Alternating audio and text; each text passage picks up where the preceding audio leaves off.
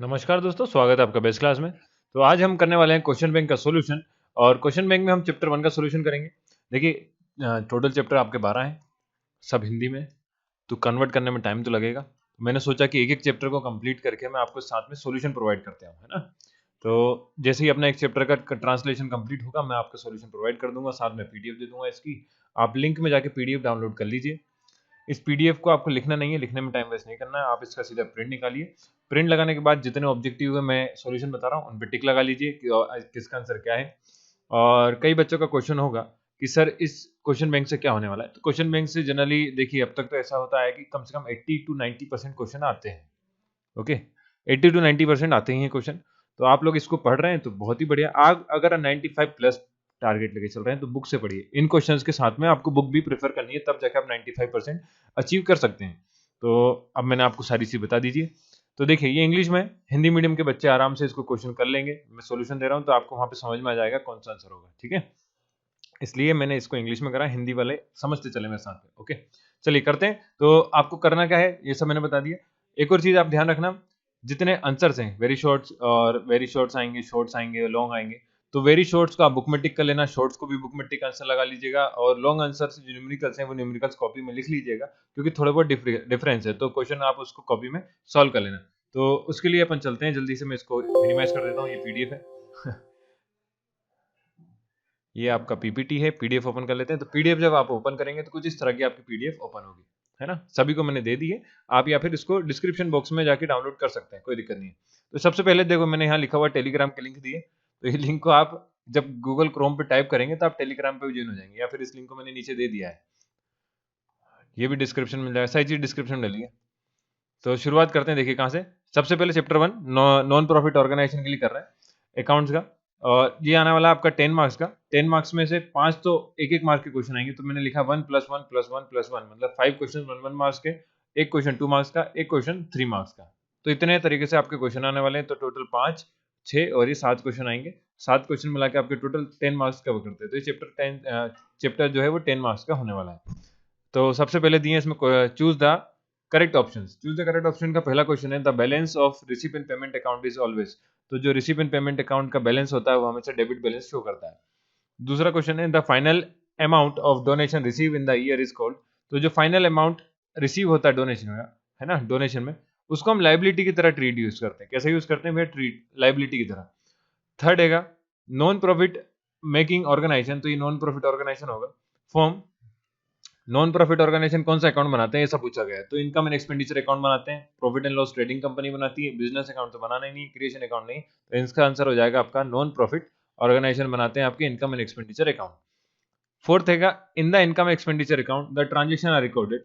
तो किस तरह के ट्रांजेक्शन लिखे जाते हैं? तो केवल रेवेन्यू नेचर के ट्रांजेक्शन लिखे जाते हैं, कैपिटल नेचर के बैलेंस शीट में लिखते हैं। तो बैलेंस शीट इस बार रिमूव हो गई, पर आप ध्यान रखिएगा, ठीक है। फिफ्थ क्वेश्चन है, which of the following is not a non profit organisation. तो कौन सा इनमें से नॉन प्रॉफिट ऑर्गेनाइजेशन नहीं है? तो ये बताना है। तो इसका आंसर सीधा है नॉमिनल पब्लिक कंपनी। कंपनी है, कंपनी अलग चीज होती है, एनपीओ अलग चीज होता है। तो डायरेक्ट आंसर आपका यहाँ दिख ही रहा है, public company non profit organisation का एग्जाम्पल होगा। सिक्स है, रिसिपिएंट पेमेंट अकाउंट इज। तो रिसिपिएंट पेमेंट कैसा अकाउंट है ये पूछा गया है। तो सिक्स का आपका आंसर आ जाएगा, देखिए पर्सनल अकाउंट तो नहीं है, ये कैसा अकाउंट है? रियल अकाउंट होता है, रियल अकाउंट। तो रिसिपिएंट पेमेंट जो अकाउंट है वो कैसा? रियल अकाउंट है। फिर आउटस्टैंडिंग डोनेशन। तो आउटस्टैंडिंग डोनेशन मतलब डोनेशन देना बाकी है। तो ये आपका क्या है? एसेट्स है। डोनेशन क्या है? अभी दिया नहीं है, देना बाकी है, तो ये आपका एसेट्स है। ऐसे ही एट्थ है, the sale of old newspaper. Old newspaper जो बेचे जाते हैं तो वो हो सकता है मंथली भी हो या ईयरली। ईयरली तो नहीं होता, एक बार ही देते हैं। तो रेवेन्यू रिसीव होगा, हर महीने निकालते हैं अपने पास से रद्दी, ठीक है। और अगर आपका पेपर आप बेच रहे हैं जैसे 5 साल 10 साल में एक बार, तो बड़ी चीज होगी। तो बड़ी तो फिर कैपिटल होता है। तो छोटा मोटा अमाउंट रेवेन्यू में आता है, बड़ा अमाउंट कैपिटल में आता है। इतना ध्यान रखेंगे, आंसर आराम से आप क्लिक कर आएंगे। नाइन्थ लिखा है, द न्यू डोनेशन इज। तो जो नया डोनेशन आता है उसको डोनेशन को क्या माना है? तो उसको कैपिटल रिसिप्ट। डोनेशन आपका मिला है तो क्या है? कैपिटल रिसिप्ट की तरह माना जाता है। फिर inheritance should be recognise as. तो ये जो इनहेरिटेंस लिखा है इसको आप करेक्शन कर लेना। इनहेरिटेंस मतलब कि आपने अकाउंट्स में विरासत कहते हैं, तो वो ट्रांसलेशन में इनहेरिटेंस लिखा गया, तो इसको अपने यहाँ लेगेसी बोलते हैं, लेगेसी, ठीक है। लेगेसी जो है वो क्या होता है, ऐसा पूछा गया है। तो लेगेसी देखिए आपको पता है क्या है? कैपिटल रिसीव होता है, बैलेंस शीट में लिखते हैं, है ना, जो दान पुण्य में मिलता है अपने को। कोई व्यक्ति जब डेथ वेथ होती है तो डोनेशन करके देखा जाता है कि मेरी सारी संपत्ति उस फला व्यक्ति को देखे जाता हूँ या संस्था को देखे जाता हूँ, वो लेगेसी। तो should be recognise as capital receive, तो उसको कैसा मानना है, कैपिटल रिसीव मानना है। और 11th है most of the transaction of non trading entities take place in, तो जो मोस्ट ऑफ द ट्रांजेक्शन होते हैं एनपीओज में वो कैश में होते हैं। ओके, तो इसका आंसर हो जाएगा कैश। 12th है income expenditure account is, income and expenditure account कैसा है, तो नॉमिनल नेचर का होता है, पर्सनल तो नहीं है, रियल भी नहीं है, नॉमिनल, तो नॉमिनल अकाउंट, ये करेक्शन कर लेना, नॉमिनल अकाउंट।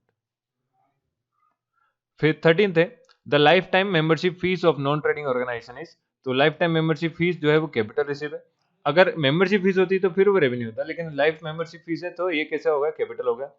14th है excess of assets over liability in non trading entities is, तो excess of assets over liabilities, तो एसेट्स का ज्यादा होना लाइबिलिटी से वो कैपिटल फंड होता है, ये बैलेंस शीट का है टर्म है। फिर 15th है the honorarium for a non trading organisation is, honorarium मतलब सम्मान वगैरह में दी हुई राशि, तो ये एनपीओस के लिए खर्चा होता है, राशि दी जाती है सम्मान वगैरह में, तो इसको क्या माना जाएगा, एक्सपेंस। तो इनकम एसेट्स एक्सपेंस ये ऑप्शन है, तो एक्सपेंस आपका आंसर हो जाएगा। 16th है if nothing is given clearly, अगर कुछ भी क्लियर नहीं दिया, then admission fee is considered as, तो एडमिशन फीस को क्या मानना है आपको, देखिए यहाँ पे आपके पास एडमिशन फीस ऐसा है कि कैपिटल भी दिया है, रेवेन्यू भी दिया है, लाइबिलिटी भी दिया है, तो एडमिशन फीस आपकी हर बार आती है तो इसको रेवेन्यू मानेंगे, ऐसा नहीं कि एक बार आया खत्म काम, तो एक बार आता तो कैपिटल और बार बार आ रहा है तो revenue. 70 excess of income over expenditure, जब इनकम ज्यादा है खर्चे कम है तो उसको प्रॉफिट कहते हैं, पर प्रॉफिट नॉन प्रॉफिट ऑर्गेनाइजेशन में सरप्लस कहलाता है, तो एनपीओज में प्रॉफिट को सरप्लस कहते हैं, तो जब इनकम ज्यादा है खर्चे से तो सरप्लस होगा। 18th है the donation receive for the special purposes, तो जब स्पेशल डोनेशन रिसीव होता है तो उसको कैपिटल क्या बोलते हैं, उसको कैपिटल रिसीव बोलते हैं, तो कैपिटल रिसीव ये लिखा, सी ऑप्शन है इसका। ओके, तो ऑप्शन लगाते जाइए, सी ऑप्शन। फिर 19th दिया है donation of 10,000 receive in the year, next year 6,000 in advance, 8,000 donation is outstanding, the amount of donation will be deposit in income and expenditure account, तो income and expenditure account में क्या लिखना होता है, तो देखिए इनकम एंड एक्सपेंडिचर अकाउंट का सीधा सा कॉन्सेप्ट ये है कि आपको याद रखना है कि करंट ईयर का डाटा लिखना है आपको, बाकी सब छोड़ना है। ओके, तो आपका डोनेशन है 10,000, इसके बाद लिखा next year 6,600 in advance and 800 donation is outstanding, तो आउटस्टैंडिंग मतलब देना बाकी है पुराना, तो आउटस्टैंडिंग को हम करते हैं ऐड, तो ऐड करते हैं आउटस्टैंडिंग जो कि होगा 800, और prepaid next year 600 in advance, तो ये प्रीपेड हो गया, तो लेस करते हैं हम क्या, प्रीपेड, तो लेस करेंगे, मैं ब्रैकेट में लिख रहा हूँ प्रीपेड, लेस करते हैं लेस करते हैं प्रीपेड, प्रीपेड है आपका 600, तो ये हो गया, जब इन दोनों को सॉल्व करोगे तो 800 माइनस 600 200 हो गया, और 10,000 तो 10,000 प्लस 200 10,200 आंसर आएगा, तो 10,200 जो है ऑप्शन नंबर बी, 10,200 आपका आंसर सही है। फिर क्वेश्चन नंबर 20 लिखा है कि income and expenditure account generally shows, तो ये आपको पता ही है इनकम एंड एक्सपेंडिचर अकाउंट दिखाता है सरप्लस और डेफिसिट बताता है। ओके, और अभी बताया था सरप्लस मतलब प्रॉफिट, डेफिसिट मतलब लॉस, तो प्रॉफिट एंड लॉस अकाउंट के लिए ही जैसा ही बनाते हैं इनकम एंड एक्सपेंडिचर अकाउंट, पर एनपीओ के लिए बनता है। क्वेश्चन नंबर 22 में कह रहा है कि receive and payment account is summary of, तो ये सबको पता है कैश अकाउंट की समरी होता है, तो cash account option number B. Question number 22 में लिखा है during the year paid rupees 1080 for stationery, तो 1080 पेड करा गया। आगे लिखा stock of the stationery at the beginning of the year is 300, तो बिगिनिंग में जितना पैसा उसको क्या कर देंगे, ऐड कर देंगे 300।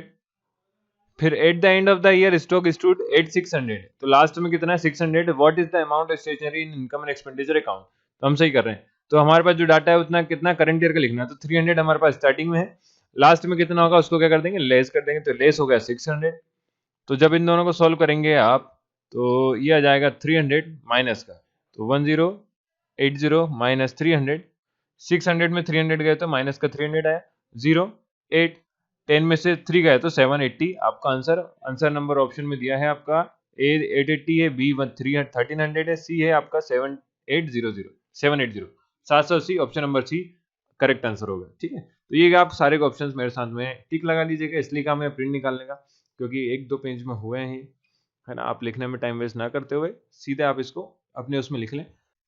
चलिए, तो अब करते हैं अपन true and false. True false के लिए देखिए मैं थोड़ा सा इसको जूम कर लेता हूँ। तो ये हो गया जूम, अभी सबको दिख रहा होगा, है ना। चलिए पहला स्टेट लिखा है आपका, स्टेटमेंट क्या है, ट्रू फॉल्स में पहला है कि only capital item are return in recipient payment account. तो ये गलत बात है क्योंकि हम दोनों चीजें लिखते हैं, इससे छाटते हैं कैपिटल एंड रेवेन्यू, तो ये फॉल्स हो गया। सेकंड है adjustment are not made in recipient payment account. तो ये सही बात है कि हम एडजस्टमेंट कोई भी नहीं करते रिसिपिएंट पेमेंट अकाउंट में, सारे एडजस्टमेंट आपके इन उसमें होते हैं, कौन से, इनकम एंड एक्सपेंडिचर में। तीसरा लिखा है entry fee shown as paid, ये पेड की जगह पेमेंट आएगा, है ना, ट्रांसलेशन में गड़बड़ है। रिसिपिएंट पेमेंट में दो साइड होते हैं, पेमेंट एंड रिसीव। तो entry fee shown as payment in recipient payment account.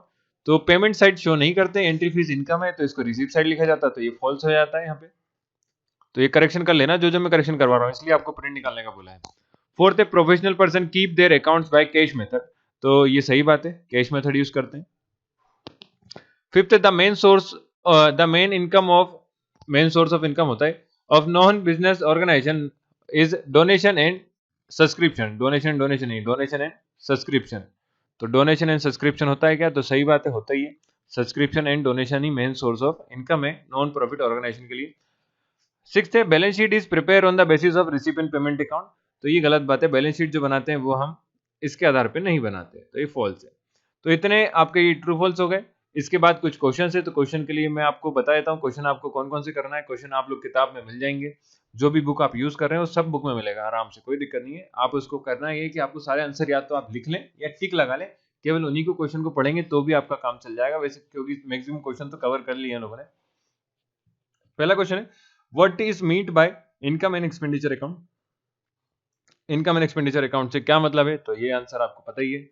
Second what is meant by recipient payment account, what is mean by non trading organisation.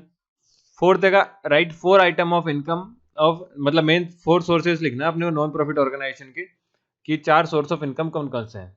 Fifth में लिखा है right 4 item of expenditure. तो ये आपका question है कि आपको 4 जो मेन सोर्स हैं एक्सपेंडिचर्स के खर्चे, वो सारे खर्चे आपको शो करना है। इसके बाद आपका सिक्स्थ वाला है what is the admission fees. तो एडमिशन फीस क्या है बताइए। व्हाट इज डोनेशन, डोनेशन क्या है। What is mean by cash method of accounting, and what is mean bye life membership fees, what is fixed liability fund. ये सारे question आपके अच्छे हैं, न्यूमेरिकल्स टाइप के क्वेश्चन नहीं है, थ्योरेटिकल है, आप आराम से कर लेंगे। शॉर्ट आंसर में जहां जहां न्यूमेरिकल्स आएगा मैं आपको बता दूंगा। सिक्स्थ लिखा हुआ जैसे देखिए, इसके बाद अपन करते हैं शॉर्ट आंसर, सिक्स्थ नहीं शॉर्ट आंसर है ना। शॉर्ट आंसर में वर्ड लिमिट है 75 की। हाँ, वर्ड लिमिट का आपको ध्यान रखना, जब भी आप आंसर लिखें तो आपको वर्ड लिमिट का जरूर ध्यान रखें, क्योंकि वेरी शॉर्ट जो है वो 2 मार्क्स और 3 मार्क्स में आने वाले हैं। तो ये 2 मार्क्स के हिसाब से 30 वर्ड्स में आपको कम से कम लिखना ही लिखना है। इसके बाद शॉर्ट देखिए, शॉर्ट आंसर पहला है state 3 difference of recipient, 3 features, difference नहीं फीचर्स लिखना है रिसिपिएंट पेमेंट अकाउंट के आपको 3। और इसके बाद आपको लिखना है right any 3 features of income and expenditure account, income and expenditure की फीचर लिखना है।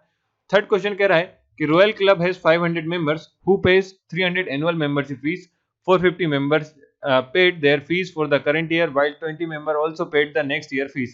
How much membership will be returned to recipient payment account? बहुत ही सिंपल सा क्वेश्चन है, तो मैं इसका आपको नीचे ही करके दिखा देता हूँ। देखिए कितने मेंबर है, टोटल मेंबर लिखा हुआ है रॉयल क्लब हैज 500 मेंबर्स, तो टोटल फीस जो मेंबरशिप फीस आनी थी वो लिखेंगे आप, मेंबरशिप फी आना चाहिए 500 इंटू 300, तो टोटल आना चाहिए 5 3 15 और 4 0 1 2 3 4, मतलब 1,50,000 इतने पैसा आना चाहिए।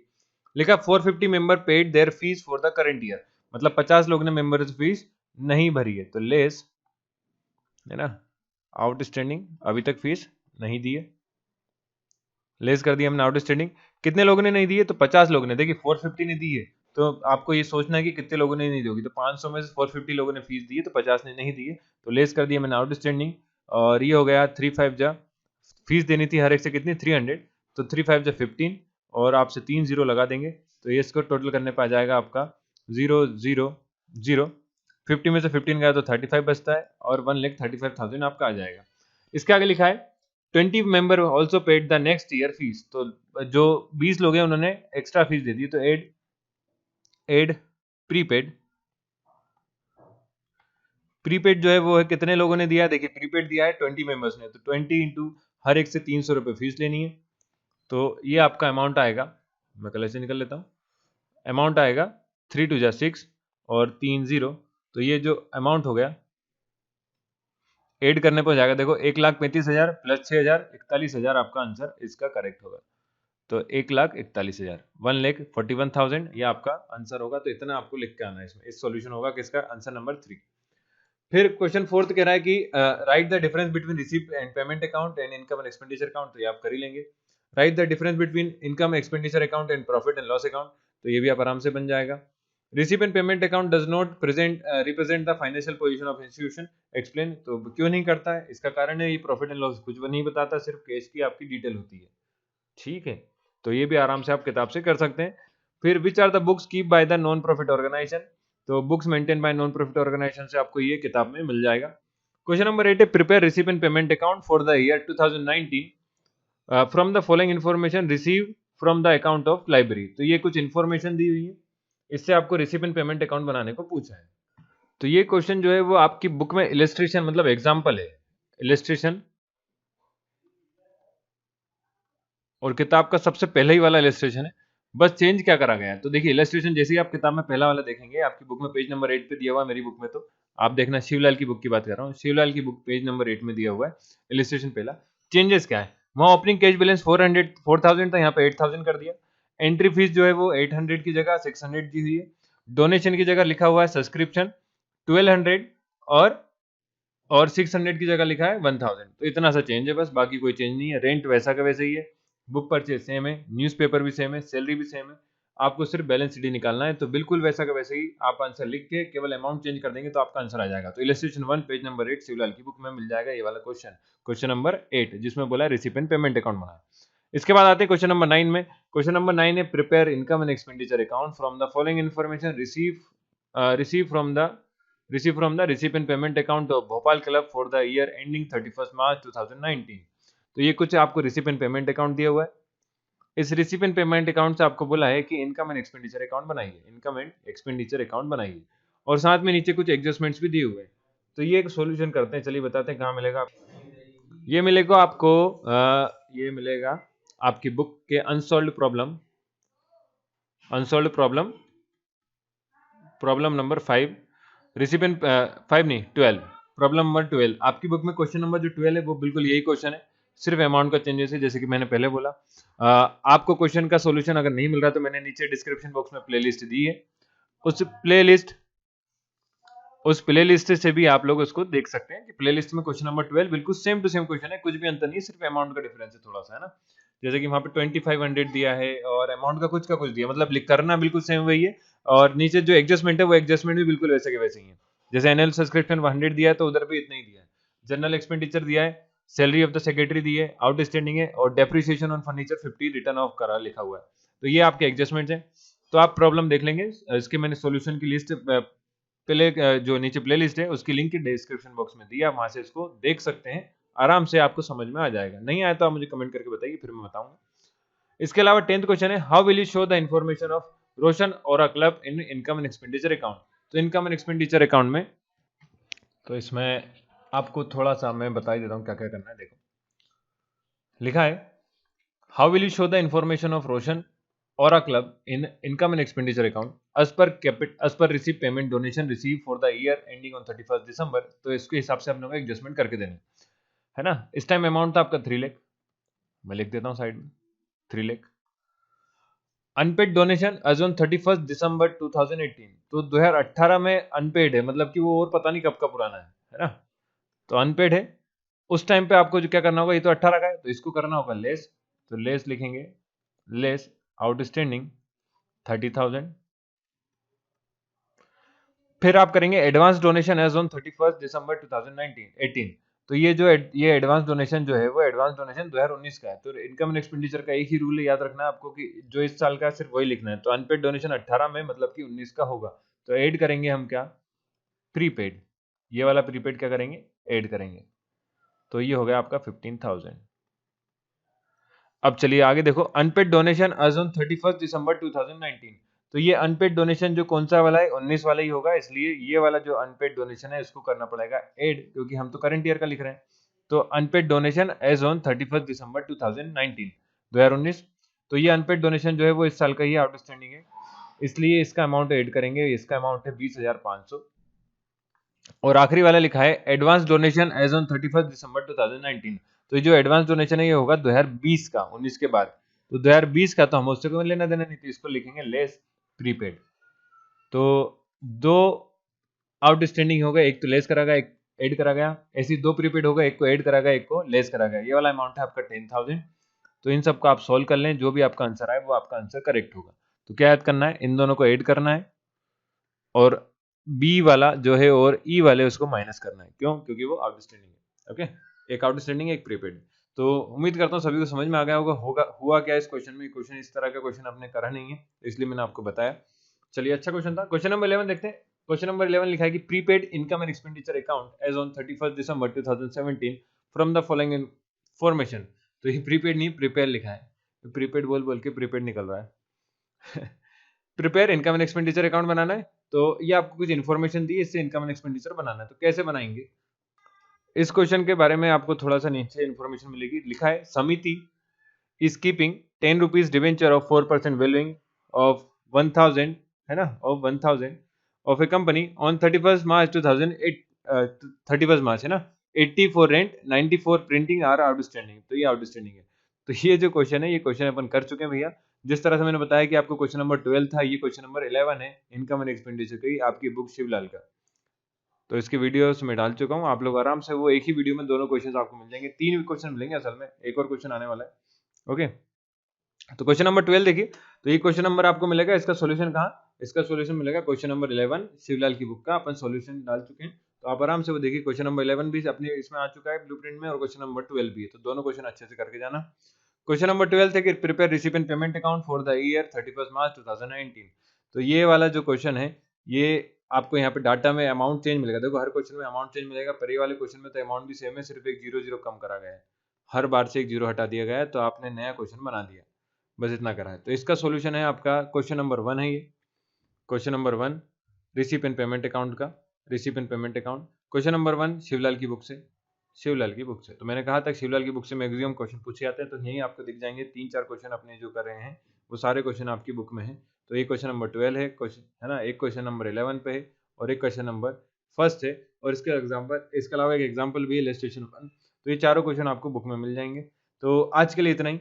अगर जो मैंने आपको बताया वो सब समझ में आया तो लाइक करें, सब्सक्राइब करें, शेयर करें, और मैं रोज एक एक वीडियो को डालते आऊंगा। तो 10-12 दिन में आपका पूरा ब्लूप्रिंट आराम से इंग्लिश में ट्रांसलेट होकर क्वेश्चन के साथ, सॉल्यूशन के साथ कंप्लीट हो जाएगा। अब बिजनेस स्टडीज का एक ही वीडियो में पूरा हो जाना है, ऐसे इकोनॉमिक्स का भी एक वीडियो में हो जाएगा। तो पूरा जो दिसंबर है, इस दिसंबर में अपन सारे क्वेश्चन बैंक के सॉल्यूशन पढ़ लेंगे। तो जनवरी में आपको सिर्फ करना है कि उसको याद करना है, रिवीजन करना है। मेरे साथ साथ याद करना शुरू कर दीजिए।